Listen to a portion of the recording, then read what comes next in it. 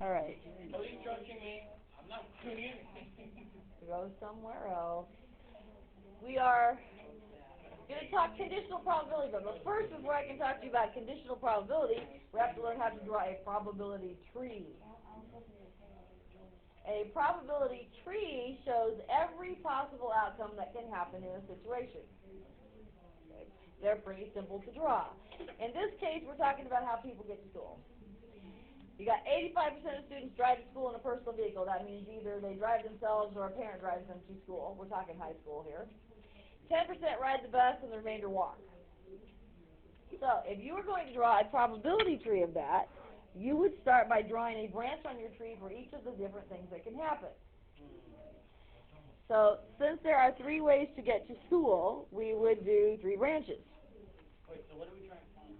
I haven't even got to a single letter to represent each branch, and don't repeat a letter. You label each branch up here above with the probability or the percentage chance that that's going to happen. So what percentage chance drive? 85%. So you will label this branch up here with 85% as a decimal. The bus riders were 10%? Yeah. So how do you write 10%? Thank you. Point. And then it said the remainder walk. Well, what's left? 5. How did you get 5%? Yeah, add them together. All the branches that come from one central point have to add up to 100%. So these 3 branches come from one point, they have to add up to 100%. And how do I write 5% out here?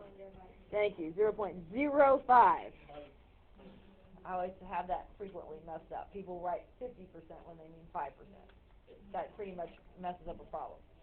Okay, now we're going to break down some more detail about this situation, though. If the temperature is under 50 degrees, so I mean it's fairly cool out, 60% of the students who drive wear a coat to school. 40% then do not. So where would I put those a branch to represent that? Off a drive, yeah. So they either, now I need letters once again to represent wearing a coat, not wearing a coat. Cannot be, don't repeat a letter. CNN, coat, no coat, sounds good. So the coat wearers were 60%, which means the non-coat wearers were 40%. Okay. Now, do I have the same information about bus riders? No. It says 25% of bus riders, that's smeared together, 25% of bus riders do not wear a coat. Yes, you want to use the same ones, preferably in the same order even, it will help you. So, which one's 25%? The C's or the N's? The N's are 25%, which means the C's are, yeah, C's are 75%. And then do the walkers. Okay, 90% who walk wear a coat, you would hope so. Oh, whoa, whoops, that's supposed to be wear a coat. They're not insane people. So, what percent don't wear a coat? 0.1, yes. There are a few. Those are a few who just don't feel cold. So now that you have a tree, you can see every possible thing that can happen. But here's where it gets fun. We are, but it's more fun when I ask you a question. So what if I ask you, what's the probability of selecting a person who, what would be fun? What do you want? A person who does what? How do they get here? Drive. They drive, and do they wear a coat or not? Drive, and they don't wear a coat. So I want the probability that somebody will drive and they don't wear a coat. So binomial, wouldn't it be like 40 out of like all out of the... You're kind of there. I also want you to learn how to write this in symbols. If you were going to write this in symbols, you would write a P for probability. Okay, I want drive and D and 34%. So since it's an and means what in probability? To multiply. So you would use your letters. It's a D and an N, and we know when we write variables side by side, that means multiply. So what am I multiplying? 40 and 85. Yeah, you take your 85% drives and 40% don't wear a coat, and you would have to multiply those together. So you would take 85% times 40%. 34. 34? Thank you. What decimals? Yeah, Percentage? yeah. 34% or 0.34 is the probability. And ta-da! You have just found the probability that they drive and don't wear a coat. 34% chance that you would pick somebody like that. Amazing. Okay, now, I need more space, so I'm going to copy and paste this onto another page.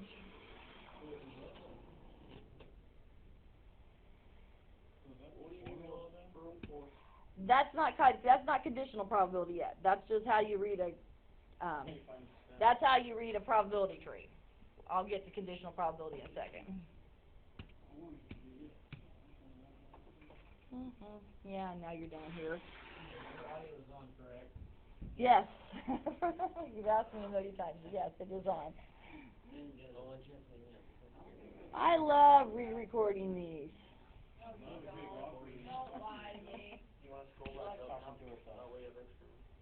Yes. Oh, I'm scrolling out to the top and my bookers. I'm close. All right. So, anybody dream of another question here we can ask?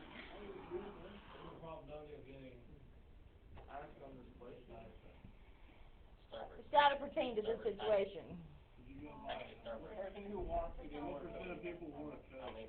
Oh, thanks. Okay, he asked me what's the probability of just getting somebody who wears a coat. How do you just get the coat wearers? Okay, well, it helps if I have. So, yes, you would be correct. We want the probability of someone who wears a coat. And you would be correct, Stephen, when you say it's the probability of a C. But what does that really mean to be a coat wearer? Well, doesn't it have to be the people who drive and wear coats?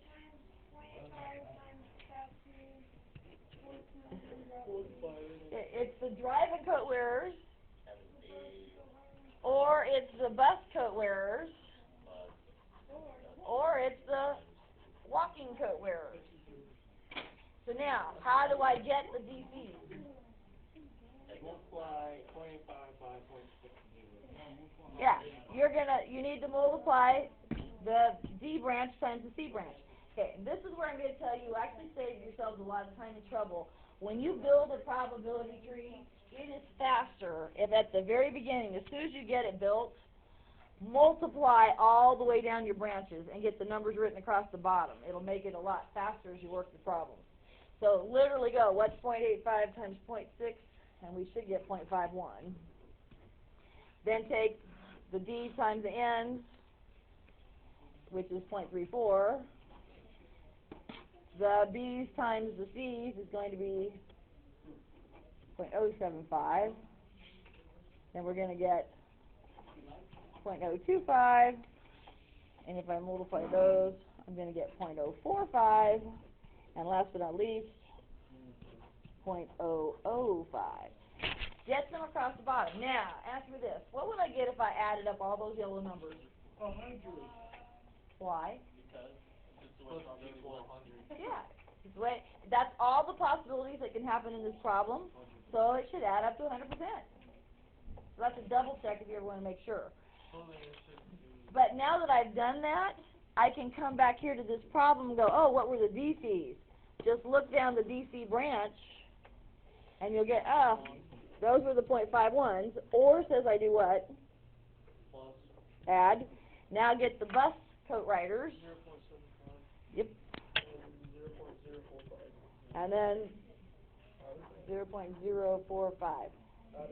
Add those up, and you got all your coat wearers, which is supposed to come out 0.37. Hold it doesn't.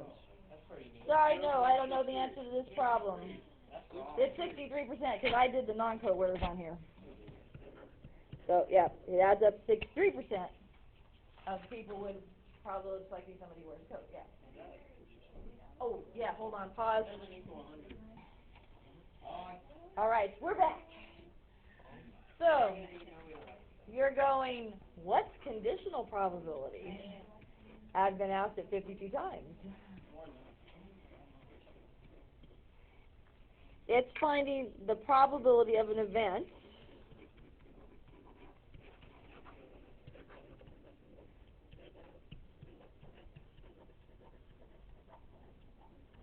with a known fact. You have some certain special fact, or what they call a condition. You have a condition that has to be true in this probability. And you guys will spot it easily enough as soon as I give you an example here. Classic example of conditional probability. Using our same tree here. If a student who is not wearing a coat is selected. So you grab somebody walking down the hallway. They don't have a coat. I want to know the probability that they rode the bus.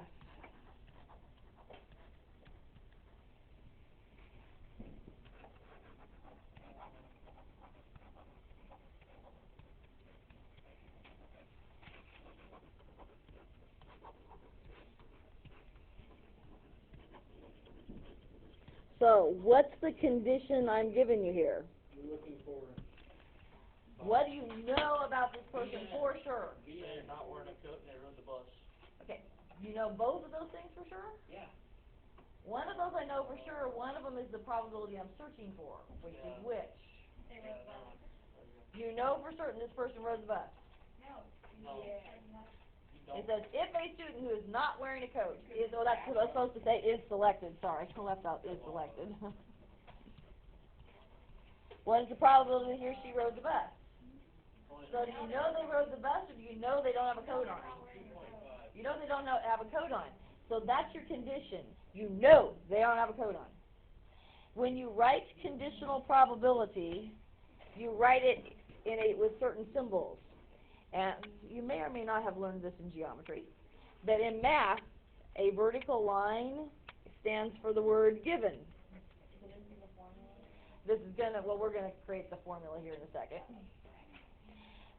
Okay, what goes in the first part? You have to put a letter in the first part. That's what are you trying to find? So the first part is the probability they want you to find. The second part is your known fact. What are you sure of in this problem? So now they can phrase this either way. So that when the first part is what's the question? They ask the question, what is the probability of blank? In this case, what was the question? When you see the word Who rode the bus? what is the probability he or she rode the bus? So you want the probability of a bus rider given you know what fact about them. That they don't have a coat on. They do not have a coat on, so they are an N. They're no coat wearer. They're an N. So you want the probability of a bus person given you know they are not wearing a coat. Now, there's a formula for this, but we always just common sense it out. A and B. To be successful here, what kind of a person do you need to pick? Because we do successes over total. What's successful here? Somebody who's what? Not wearing a coat. Not wearing a coat. And bus. And they're a bus rider. So on top, you need the probability of both those things. On the bottom is your total possible outcome. Who can you pick from? Everybody? Everybody. No. Somebody said it. They're not coats. You know this person can't be wearing a coat. So you can only pick from the non-coat wearers. What if it's in the locker though? Where you caught them walking in the building. So we're not going to pick those kind of details. So then you have the answers already in your tree. You just need to go pull the numbers out of your tree. On top, I need the probability of a BN. So a BN, if we go look down our branches, a bus, no coat wearer, was the 0.025. 15 minutes. Oh, boogers. It's almost done.